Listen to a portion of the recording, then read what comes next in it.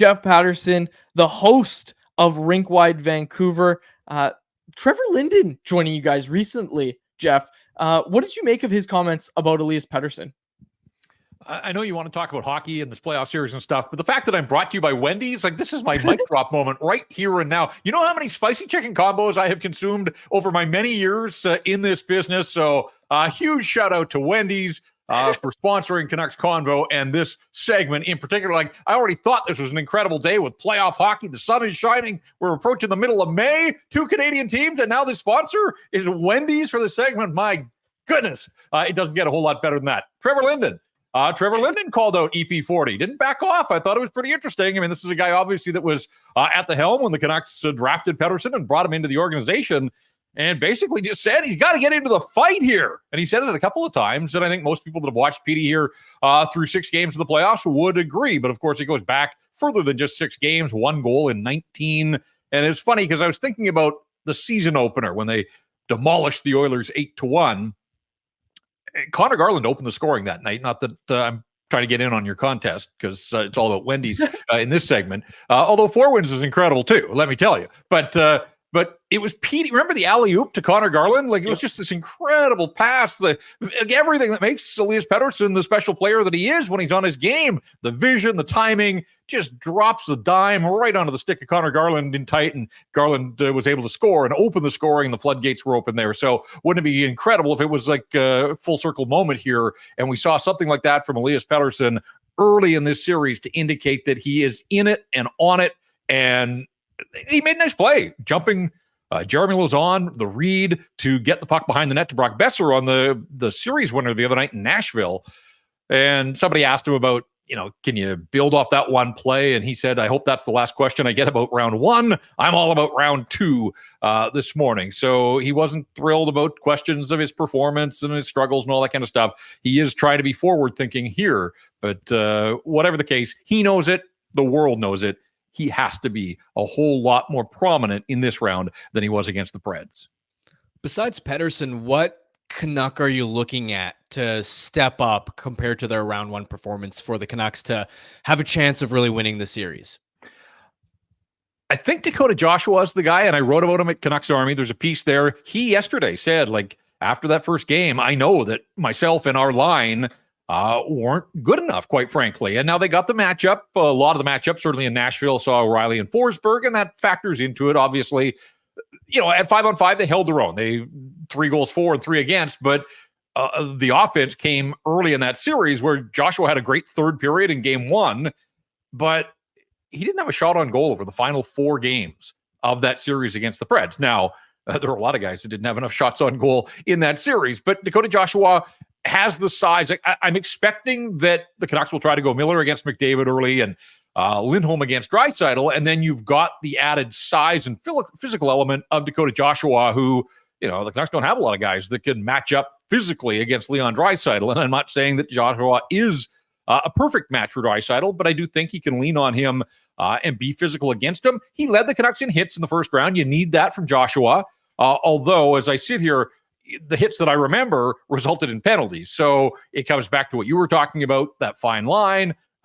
And I love the fact that Nikita Zadorov first name checked the referee. The fact that he knew the referees, I thought was really interesting, because I think over 82 games in the regular season, if you canvassed the locker room in the morning skate, not many guys would know and not many would care. But the fact that Nikita Zadorov knew who the refs were, and then in casual conversation just drops first names of Steve and Kyle. I love that. Like, he has clearly done his homework, or somebody has briefed him on that. But just to come back to the question, Harm, I think Dakota Joshua, I think it's fair to have expectations that he can and should be better than he was over the balance of those 6 games. Had an incredible season. The fact that he came back and picked up where he left off after the hand injury and scored regularly. They're going to need everybody to sort of ramp it up. But after Elias Pettersson, I think Dakota Joshua is the guy. I want to see him be a factor. I want to see him in the face of the Edmonton Oilers. I want the Oilers to know and sort of have their heads on a swivel when he's on the ice, because he can be that kind of player. Jeff, I kind of just want to bring you in. Like, instead of us just asking you questions, I'm going to impromptu make this a little round table, because our thing we want to talk about is like the keys to victory for the Canucks winning this series. So I don't just want to ask you to list one, because I think you can come up with one easily, but I'm looking at it and saying there's probably about 4 or 5 things, maybe like 2 or 3 that need to go right for the Canucks to win this series. But like, for them to win, 3 of these 5 things need to happen. Help me come up with them, because I'll tell you one is the goaltending battle. I look at that and say that's something that is just so unknown, right? Like we don't know how Artur Shelovs is going to perform. And to be quite frank with you guys, like I think that's why the Canucks are such underdogs in this series, is that, oh, well, their starting goaltenders out and their third string goalie is in net.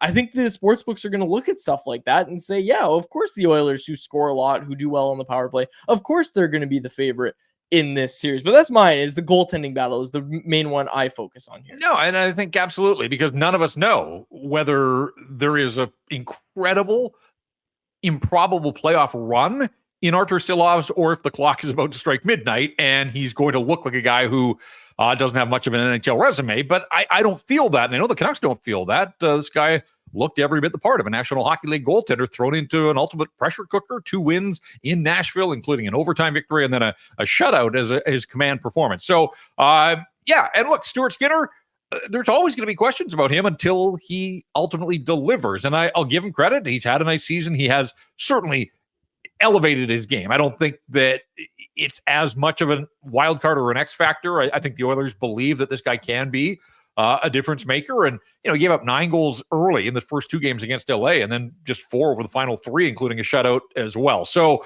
I think both of these goaltenders, it's going to be interesting. The pressure obviously mounts the further you get in the playoffs here, but there is more pressure on the Oilers. And if they don't get goaltending and ghosts from years gone by come back to haunt them, that's going to become a storyline early in the series. Discipline, it's so easy to say that, but the Canucks do have to stay out of the box. They just can't feed that Oiler machine. So can they play hard but stay on the right side of the line? Can they stay in the good graces of Steve and Kyle tonight? We'll find out when the puck drops just after 7 o'clock. And I think the Canucks can pick away at a lot of those Oiler defensemen. Like, you know, Matthias Ekholm's had an incredible season. I'm not sure that you're going to find much of a soft spot on his side, but Evan Bouchard, the Bouch bomb and everything that he does offensively, I still think there are ways to get to him defensively. That second pair of Darnell Nurse and Cody Ceci, that to me feels like a path for the Vancouver Canucks there. If they can capitalize on those 2 guys and force them to defend, you know, Brett Kulak might be their 3rd best defenseman, like true defending defenseman. And, you know, Desharnais's a big body, and, you know, so a lot of the same things that we're talking about with the Canucks defense can make it difficult to get to the front of the net, but he's not a perfect player either. So I do think for all the top end talent the Oilers have, and everybody in the world knows about their top end talent and their power play, again, there are no perfect teams in a cap world. Everybody's got some warts, including the Edmonton Oilers. And I do think that there are some areas that the Vancouver Canucks can and will attack. JPat, the Canucks are obviously going to try to be as disciplined as possible, but inevitably their PK is going to be put to the test at various points in the series.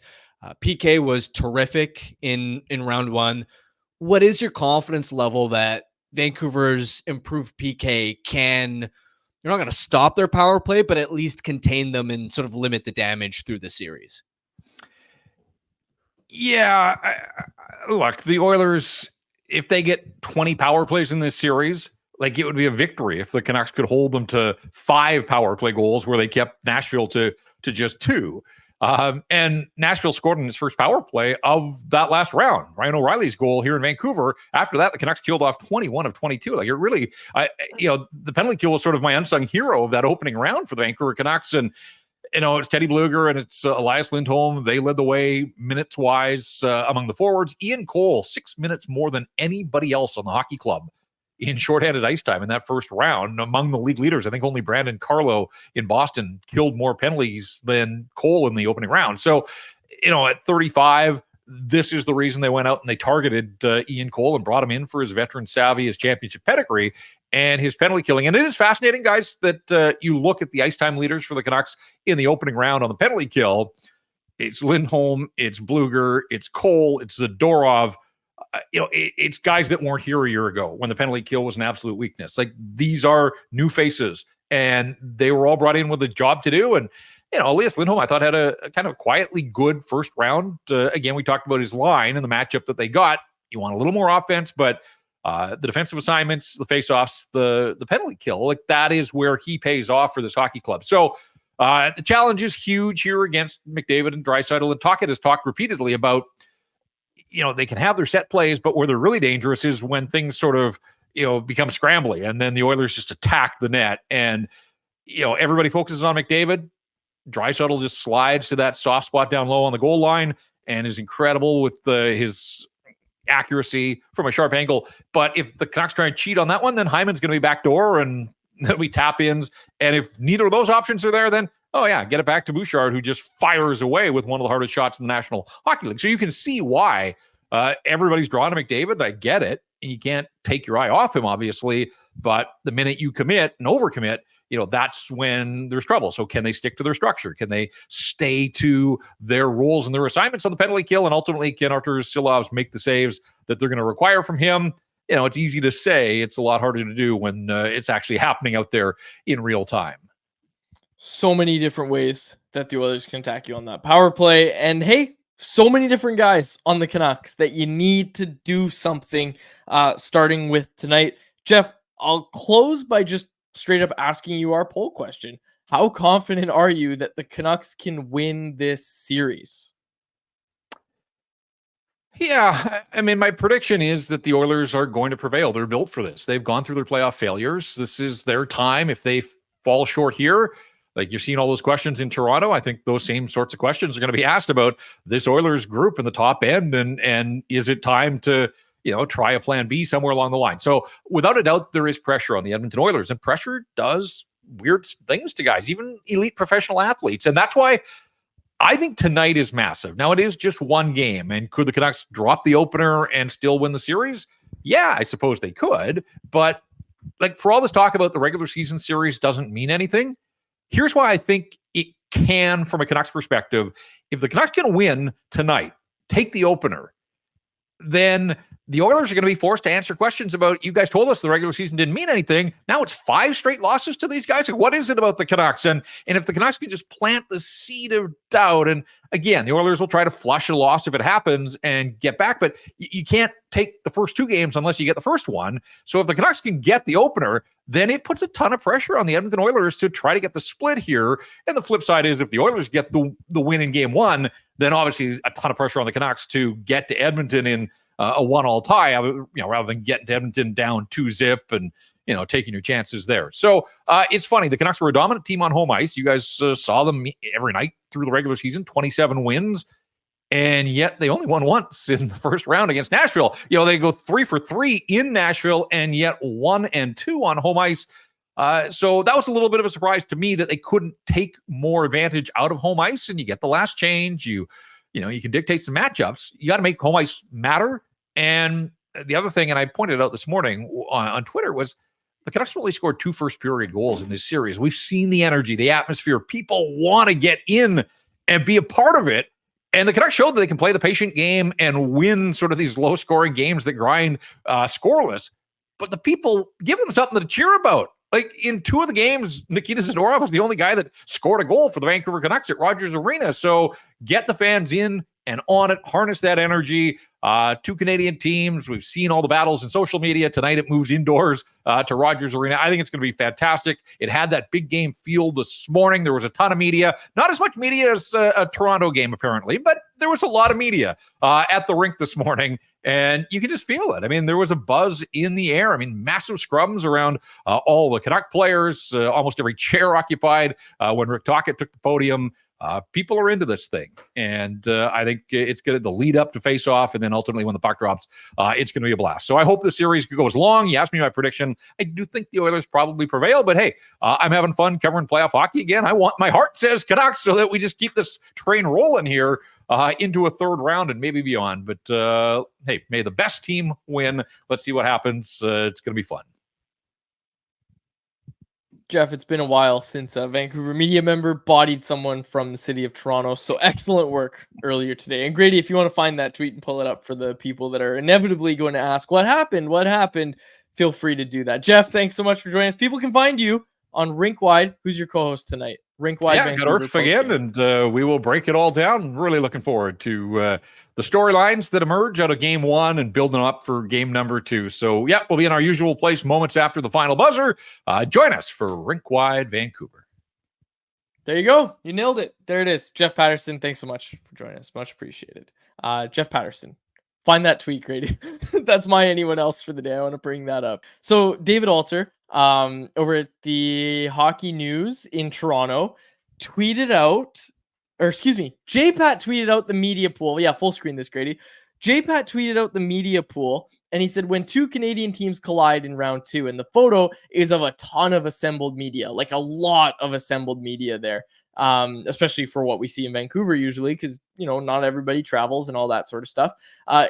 And David Alter in Toronto quote tweeted it and said, looks like any Leafs series TBH, to be honest, for the older folks there. Jeff replied, but this is a second round series, emphasis on second. And oh my goodness, I almost started Jeff's hit today by asking him where he keeps his bodies, because holy cow, I look at the amount of replies, and it's a ratio as well. Like it's a ratio for the ages. We haven't had a Vancouver media guy just absolutely ratioing a Toronto media guy in a while, and I'm glad that it was our own Jeff Paterson to take care of business there. It was so good. It's so good. And no disrespect to David Alter or anything like that, but it's such a Toronto tweet. Like, oh, you think this is cool? Wait till you see Toronto. That was so good, man. My first time seeing it, and that's and it's in such a JPat way too, where it's not actually that disrespectful. Exactly. It's such a perfect JPat diss. Canucks Conversation is live Monday through Friday, every weekday at 2 p.m. over on the Canucks Army YouTube channel. Make sure you like, subscribe, and interact in the YouTube live chat every day with us, folks.